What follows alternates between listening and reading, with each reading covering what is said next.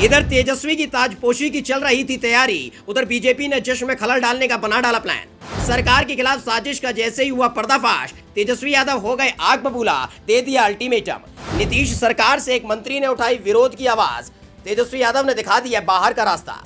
कुछ साल पहले की तो बात है जब नीतीश कुमार एक बार फिर से राष्ट्रीय राजनीति की तरफ जा रहे थे। उस वक्त नीतीश कुमार ने बिहार में सहयोगी पार्टी बीजेपी से सलाह करके जीतन राम मांझी को बिहार की कमान सौंप दी थी। लेकिन जब कुछ महीनों के बाद नीतीश कुमार फिर से बिहार की राजनीति में लौटे तो जीतन राम मांझी ने तेवर दिखाने शुरू कर दिए थे। बिहार में बगावत की उस कहानी को कोई भूल नहीं सकता और वो किसके इशारे पर हुई थी हर कोई जानता है। जिसके बाद जीतन राम मांझी ने हिंदुस्तान आवाम पार्टी यानी हम के नाम से पार्टी बना ली। काफी दिनों तक इधर उधर घूमते रहे और आखिर में फिर से नीतीश कुमार के सामने झुकना पड़ा। जीतन राम मांझी के बेटे संतोष सुमन को मंत्री बनाया गया। लेकिन जब तेजस्वी यादव बिहार की सियासत में लौटे तब से ही उनकी नजर उन बागियों पर थी जो वक्त के साथ पलट जाते हैं और फिर रेडार पर आ गए संतोष सुमन, जिसने बिहार की सियासत में भूचाल ला दिया। एक बार फिर नीतीश कुमार को मिलने वाला था सबसे बड़ा धोखा, वक्त रहते तेजस्वी यादव ने बचा लिया।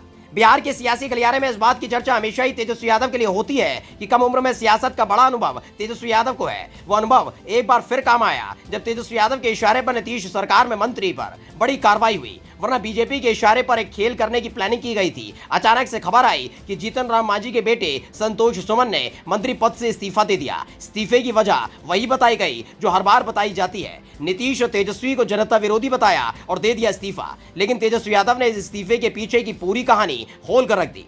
तेजस्वी यादव ने कहा कि जीतन राम मांझी को मुख्यमंत्री नीतीश कुमार ने हमेशा ही सम्मान दिया, यहां तक कि उनको सीएम तक बनवा दिया। हमने अपने वोटों के जरिए ही संतोष सुमन को विधान परिषद भेजा। अब कहां क्या है, उनकी सोच क्या है, ये सबको पता है। दरअसल माना जा रहा है कि तेजस्वी यादव के सीएम बनने के बाद से ही बीजेपी की हालत खस्ता है। पहले भी जीतन राम मांझी बीजेपी के हाथों खेल चुके हैं जब नीतीश कुमार के खिलाफ ही झंडा बुलंद कर दिया था। लेकिन सरकार में जनता दल यूनाइटेड के विधायक ज्यादा थे।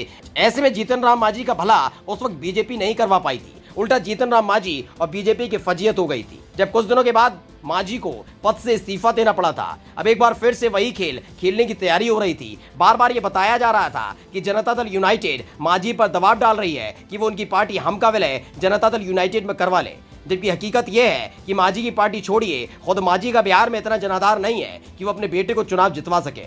वो तो तेजस्वी यादव की वजह से उनके बेटे को विधान परिषद भेजा गया। लेकिन मांझी के जरिए जो खेल बीजेपी ने खेला वो खोलकर सामने आ गया है।